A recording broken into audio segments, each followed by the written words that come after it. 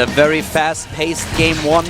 We have the Zerg player starting to the top left of Atlas, our second map in the best of 3 series.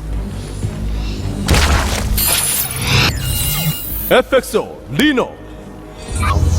Leenock lacking in macro in game number 1, supply blocked for a long time and also having troubles with his lava management with the injects. His opponent to the top right, able to win this first game. Now heading into the second match here in Atlas, it is the Terran player called CJ Bbyong. Bbyong, there he is. Yvonne's revenge. The last time they met each other, Leenock schooled him. But now Bbyong is up 1-0 in the series. Yeah, and just looking very solid. Right now, Leenock skips the drone scout again. He sends 2 overlords out instead. And Bbyong looks to be geared up to go for CC first again. Choya was very happy coming into the studio today and sitting in the backstage area. Now his first player was already eliminated by Ragnarok in the first series that we casted today. Gumiho not winning a single map. And Leenock is also down 1 game, so Choya probably not too happy about what's going on here right now.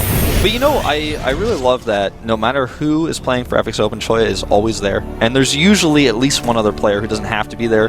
Like in today's case, it's SC. He has no reason to be at the studio today, but he's here and he's just supporting his teammate. Obviously, Gumiho is here from earlier as well, but just to have that support there for Leenock, it's got to feel great. He's a very young player, but he has a lot of experience, and he's got an experienced coach behind him, you know, Coach of the Year. We have that command center on the high ground again. Somewhere Katz is jumping his chair. It's like, build that hatch! Build it! Not the case, though. Not in this case, nope. Nah. Leenock probably has never heard about that. Yeah, probably not. You know, Koreans do builds like this from time to time, but they don't usually, you know, check out builds on YouTube all too much. If it was Yu-Gi-Oh, we would see it immediately. Yeah, Yu-Gi-Oh would be the man. I mean, Yu-Gi-Oh also being in root gaming, that makes sense in on so many different levels. I mean, him being a player who really likes these builds, then of course playing with players like Cats, watching the replays, talking to them. So that makes a lot of sense. But yeah, for now, Young has been spotted, scouting position here at least. Yeah, and he sees the CC first as well, so he's like, alright, fine, I don't have to worry about Reapers or anything like that. Only going to make 2 Zerglings, so he gets an extra drone. What surprises me a little bit is that we don't see the timings for the SCV scouting the Overlords anymore.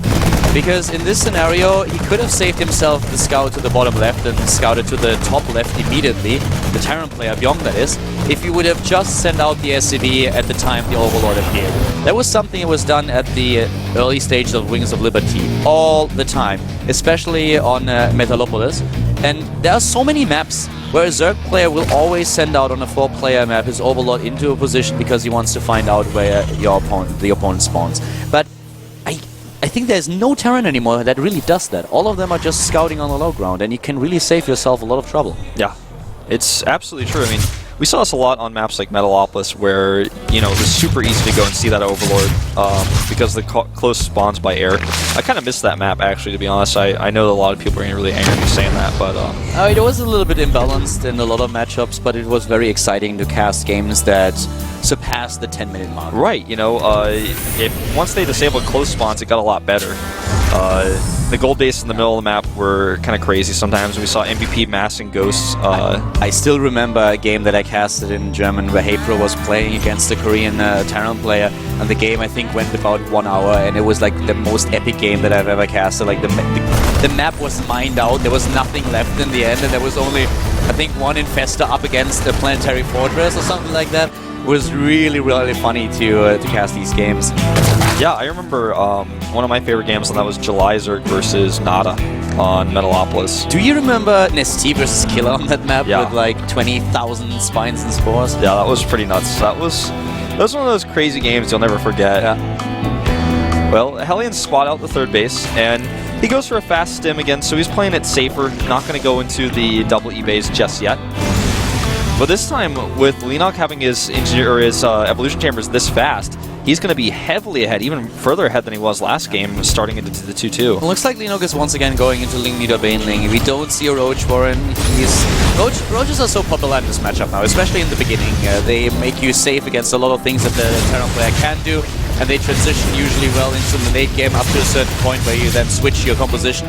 But now we have Leenock going for the +1 armor upgrade. Will most likely add the first melee upgrade soon. Yep. There's the E-base finishing up now, so he actually doesn't hit his upgrades immediately, so Bbyong will not be too far behind if he goes right now, which he's not. Yeah, he didn't have the gas to edit the upgrade. There it is for both. So not too big of a disparity between the two. Hellions continue to annoy the Queens and trying to get some free Zergling kills. Leenock playing just the style that he's most confident in, and for now, I have to say that in game number 1, he showed excellent micro. It's really the macro that was just lacking a bit, and he has made all the right decisions. He had the macro hatch there. It was really a matter of injects, and that didn't go well for him, but maybe in this game he can go back to the old style that he used in his OJ. Nice surrounds here on the Hellions, taking down a decent amount of them with his speed, now trying to close the distance and take down even more. Yeah, Bbyong was caught totally off guard there, and he almost kills all of them. That was a better trade for Leenock, though, for sure. Much harder to reproduce the Hellions. Leenock also heading straight into the lair now, but 3 bases, 3 mining bases for Bbyong as well. Baliness coming up once again. He's going as he's going into lair, the same timings that he was hitting in game number 1. Combat shields now being started for Bbyong, and the 5 barracks we're seeing in ad means he's going to be putting on some heavy pressure here with 1-1 and his first medevacs. He's going to try to scan, kill creep, and he's going to do the pickups that we've seen in the past. I like this a lot, the Hellion repair. Oh yeah, I love it. Too few Terran players really do this. We have the macro hatch now in the main phase, and also the extra queens. So with his queen management, he should be able to hit those injects in a way that he will not be this heavily lava blocked as he was in game number 1. And it's going to be exactly the same style. He's hitting the same upgrades at the same time, going into Burrow, going for the Banelings. We will most likely see a few Baneling landmines, and of course the Spire for the Mutalisks. Yeah. There's the Spire coming up, and I like the rock destruction here, but you know, I wonder if it's too soon, because this is actually going to help Bbyong for his pushes a little bit. Leenock is expanding towards Bbyong now. He's not getting the hatch to the bottom left. Doesn't want to draw his bases out too far. Yeah, he doesn't want to deal with the drops that he faced already in game number 1. Bases that are really far away, I suppose. And plus, if he holds this one and he takes that base later, he feels safer when his creep is further pushed. If he expands this way, his Mutalisks will be able to... it's easier for the Mutalisks to attack and to defend, because they have shorter pathways. Yeah, they can come back to defend drops really easy. But the Terran player can just be a bit more aggressive towards you as well. Yeah, buy a ground once the attacks start coming out for Bbyong, which they will fairly soon. He can do a lot with this. He's trying to bait out those cooldowns, and he's running in with another Zergling. He's so close. There it is, and now he's running in, but there's one left. Got one left, and nice. Really well done here by Bbyong. Waiting a little bit with a shot, and the rest of the Widow Mines take out Leenock Zerglings. I have to say that the Widow Mine play that we see out of Bbyong is really excellent. Yeah, he splits them well, he targets well. We saw this several times last game, and they gave Leenock a lot of trouble. Also, Bbyong has a really huge lead in army right now. He could definitely do something with this. Leenock is once again on 1,700 minerals. He's gonna get a lot of Mutalisk in just a second. That will deplete at least a bit of his minerals and the gas.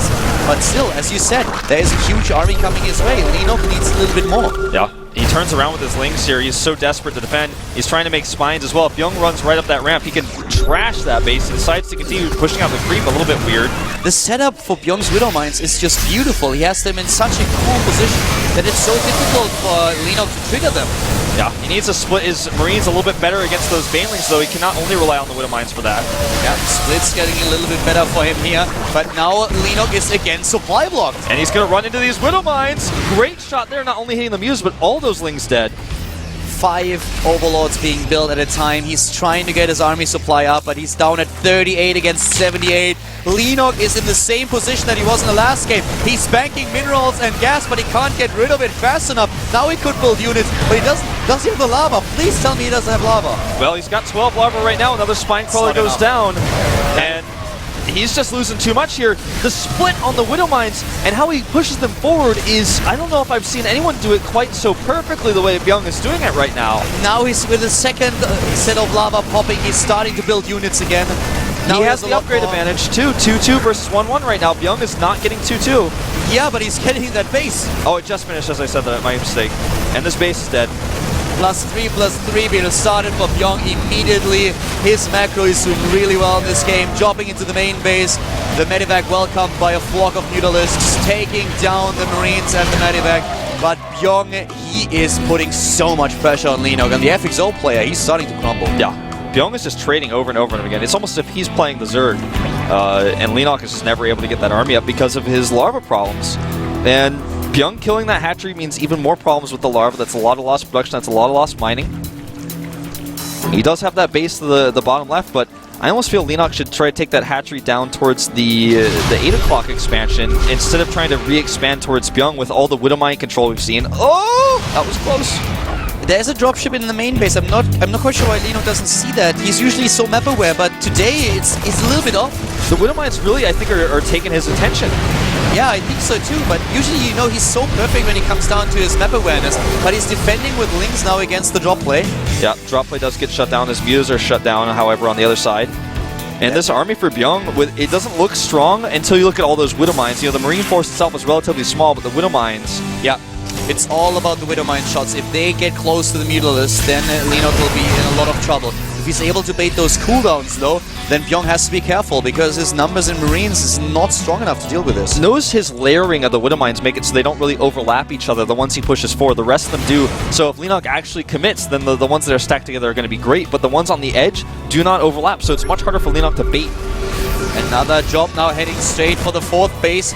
Here we go, but spotted by Leenock, taking it out immediately. Not even a single Marine dropped into the Banelings. But Bbyong is using this positionally to kill some of these Overlords. He may even get this hatchery he wants to. Exactly. Position is everything for Bbyong right now. The Widowmines are in good spot. Look at those Widowmine hits. That's actually disgusting. He's going to get even more. Meanwhile, he goes to this hatchery again. And, you know, it starts to beg the question, should Leenock have expanded down towards the 8 o'clock instead? Because he's losing this hatchery one more time. Look at those minerals.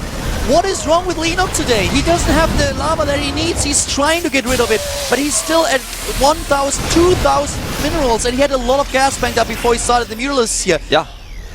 There's certainly something going on here in his head.